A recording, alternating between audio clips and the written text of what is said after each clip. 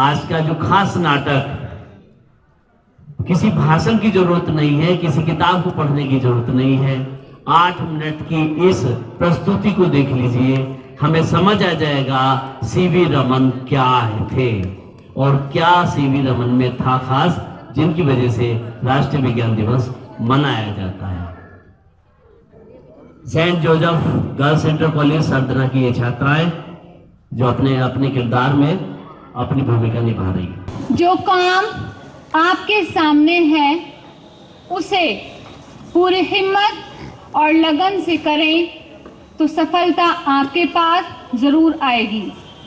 यह सुनहरे शब्द सर सीवी रमन के हैं।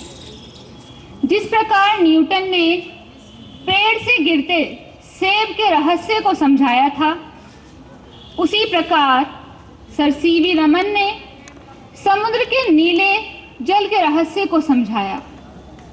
गुलाम भारत में जन्म लेने के बावजूद अपनी काबिलियत के दम पर इन्होंने न सिर्फ भारत में बल्कि पूरे विश्व में नाम कमाया।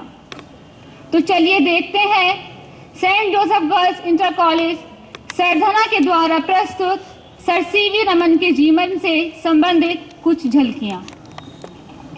सर चंद्रशेखर वेंकट रमन का जन्म 7 नवंबर 1888 को तमिलनाडु के तिरुचिरापल्ली में हुआ था। इनके पिता गणित तथा भौतिकी के शिक्षक थे तथा संगीत प्रेमी भी थे। उन्होंने ही रमन के अंदर वैज्ञानिक रुचि जगाई। रमन का मन हमेशा रहस्य को सुलझाने में बेचैन रहता था। वह अपना जीवन शोध कार्यों में लगाना चाहते थे, परंतु उनके कॉलेज के ब्रिटिश प्रोफेसर उन्हें आगे बढ़ने नहीं देते थे। पिताजी, मुझे विज्ञान में बहुत रुचि है और मैं किसी प्रयोगशाला में शोध का कार्य नहीं कर सकता। बेटा, तुम सांख्यिकी में रुचि क्यों नहीं लेते? तुम तो जानते ही हो कि हम हिंदुस्तानियों के लिए प्रयोगों की कोई व्यवस्था नहीं है और फिर यह समय भी तो ठीक नहीं। ये अंग्रेज तुम्हें आगे बढ़ने नहीं देंगे। पिताजी, क्या मैं किसी सामान्य व्यक्ति की तरह रिसर्च नहीं कर सकता? मेरे दोस्त बता रहे थे कि ये अंग्रेज हमारे भारतीय वाद्य यंत्रों को घटिया मानते हैं और मैं इनकी इस भ्रांति को तोड़ना चाहता हूँ।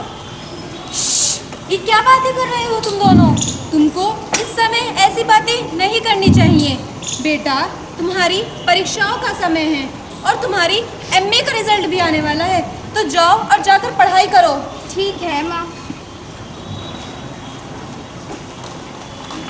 रमन ने प्रेसिडेंसी कॉलेज से भौतिकी में एमए सर्वोच्च अंकों से उत्तीर्ण किया तथा भारतीय लोक सेवा की परीक्षा में प्रथम स्थान प्राप्त करके केवल 19 वर्ष की आयु में कलकत्ता के वित्त विभाग में नौकरी करने लगे, परंतु उनका मन अशांत था। क्या करूं? कुछ समझ नहीं आता। मुझे विज्ञान के क्षेत्र में अनुसंधान करना है, लेकिन क्या करूं? कुछ समझ नहीं आता। वंदे मातरम! वंदे मातरम! वंदे मातरम! अभी बहुत कुछ करना है, इतनी जल्दी हार नहीं मानूंगा। अरे ये क्या? ये तो कलकत्ता विश्वविद्यालय के वाइस चांसलर ने भेजा है।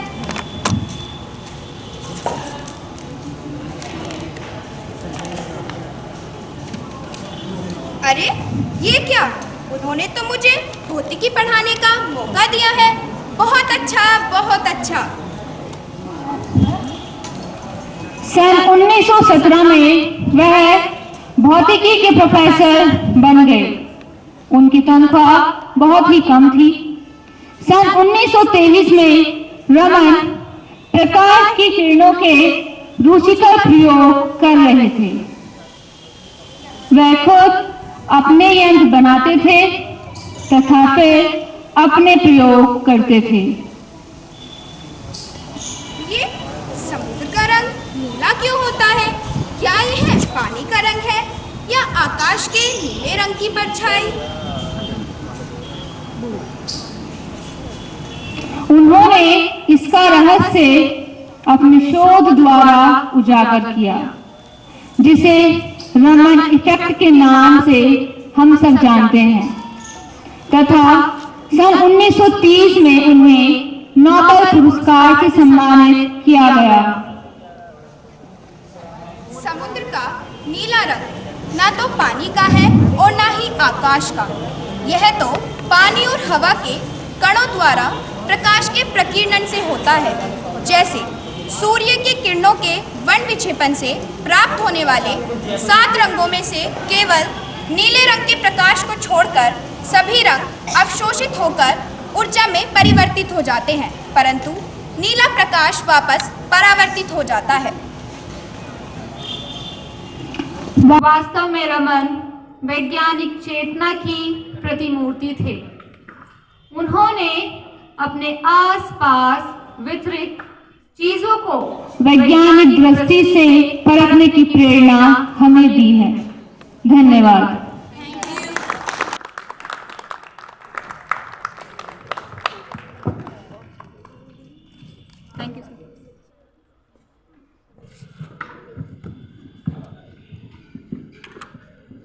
मुझे लगता है सीवी रमन को समझने का इससे बढ़िया मौका और कोई हो नहीं सकता था। और सीवी रमन का आत्मविश्वास कितना जबरदस्त था कि जब उन्होंने नोबेल प्राइज के लिए अप्लाई किया, उसके बाद ही टिकट बनवा लिया था अपना। और ये इसलिए बनवा लिया था कि उन्हें पता था कि ये नोबेल प्राइज मुझे मिलने वाला है।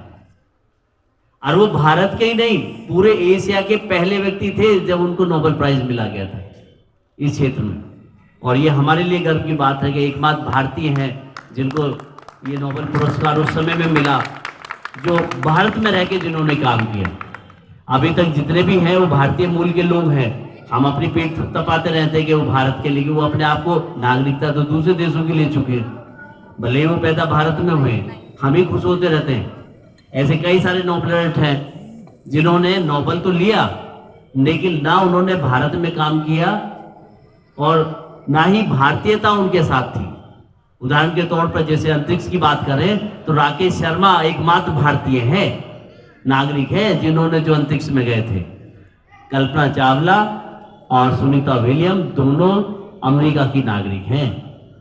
भारतीय मूल की जरूर हैं, लेकिन दोनों अमेरिका की नागरिक हैं। उनके यहाँ जब बाजू पर फ्लैग था तो वो अमेरिका का था, भारत का नहीं था। ये गर्व की बात थी सीवी रमन के लिए। और यही कारण है कि जब उनका सीवी रमन का जो रमन इफेक्ट प्रभाव प्रकाशित हुआ तो उस दिन 29 फरवरी थी, लेकिन 29 फरवरी हर साल नहीं आती, इसलिए 28 फरवरी रख दिया गया कि जिस दिन ये प्रकाशित हुआ रमन प्रभाव, उसी दिन को राष्ट्रीय विज्ञान दिवस के रूप में हम लोग मनाते हैं।